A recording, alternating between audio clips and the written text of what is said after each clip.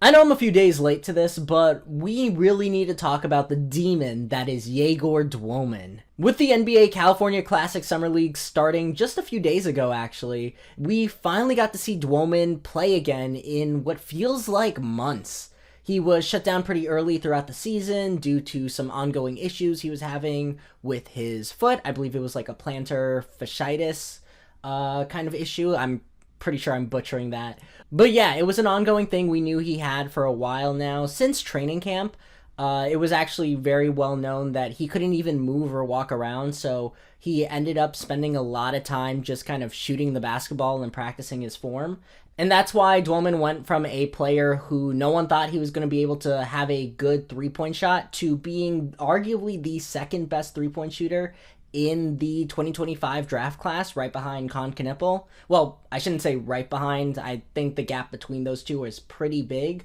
But I do think that Demin himself breaking several rookie records during his rookie season is a hallmark of just how good he is, how disciplined he is.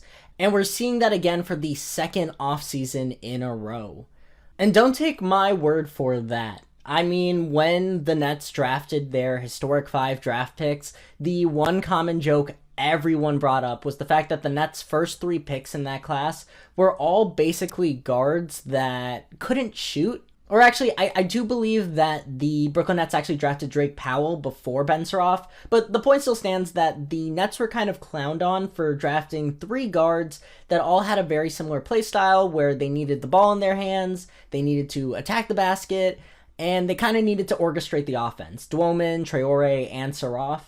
And no one really believed that these guys could develop a jumper. Except for me. I'm definitely not going to toot my own horn too much. That's not really what I like to do. But you can go back to any YouTube short I was making, any video I was making around the NBA draft, around Summer League, even at the beginning of the season. I was a firm believer that Demin's jump shot was going to figure itself out.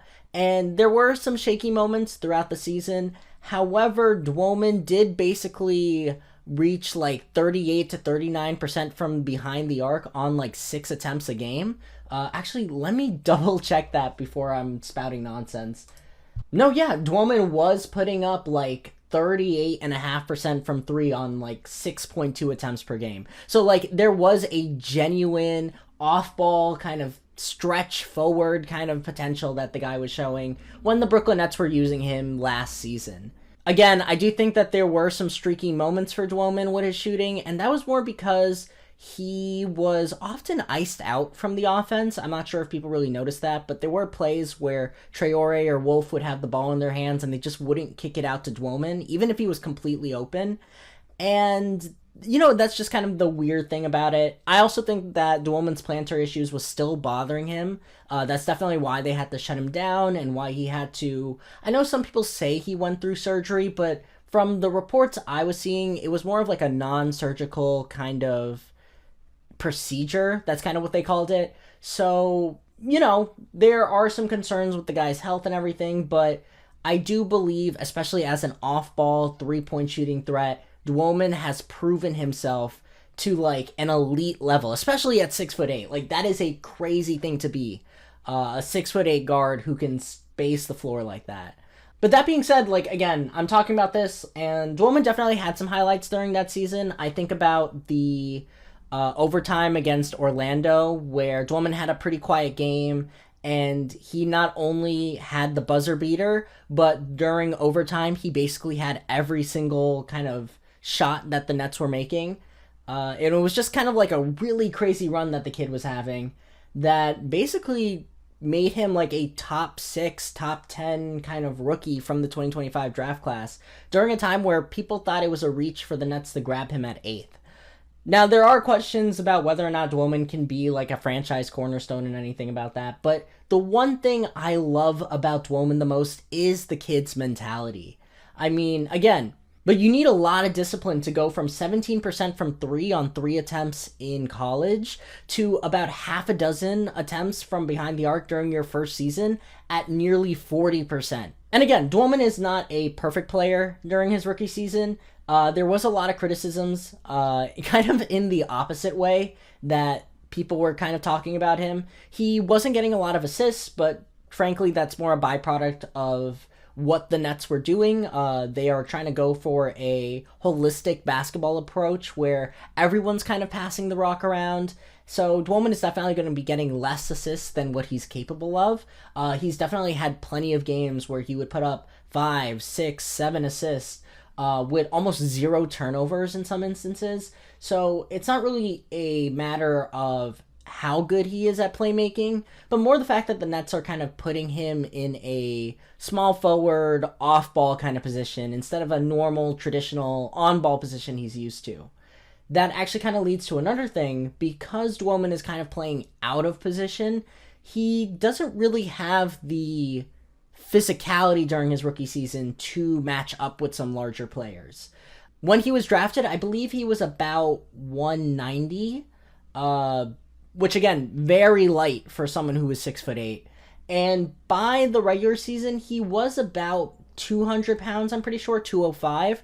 But that's still pretty stringy for a 6'8" combo guard / wing, point forward type player. Actually, let me pull it up for you. Currently Jason Tatum is said to weigh around 210 pounds, and he's around 6'8", 6'9", similar to Dwoman. Giannis is another point forward type player, closer to 6'10", 6'11", but when he was drafted, he was... Actually, no, Giannis is 6'9". That's that's kind of weird. I feel like Giannis is usually taller than that. But yeah, another point forward I think about when thinking about Dwoman and his weight is Giannis. When Giannis entered the league, he was also around 6'9", and he was only 196 pounds. That being said, we obviously know what happened to the Greek Freak. He went up to 240 to 243 pounds, which is insane. But yeah, obviously I'm not saying Dwoman needs to have that kind of transition, but you're seeing a lot of point forwards being around that 210, 220 range when it comes to their weight. And yeah, Dwoman was just kind of on the lighter end of his spectrum in the league during his rookie season. But that being said, I'm pretty sure he's bulked up. When I watched him during the game against Sacramento, he definitely looked like he put on some muscle. I was actually looking up some reports. It looks like he's probably around 212, 213 pounds. So that is about anywhere from a 10 to 23 pound kind of uptick since being drafted, which is absolutely insane. And I'm not going to even sugarcoat it. I've been kind of holding off from talking about the stats, but mainly because they're summer league stats, so I don't want those to be kind of seen as Dwoman's baseline. I don't want to overhype the kid, even though I think he is a very underrated prospect and player. But he put up 23 points and 7 rebounds in 24 minutes of action during his first game back in months. And I know the real conversations of that first California Classic is going to be what Darius Acuff did, what Mikal Brown Jr. didn't do because he wasn't playing.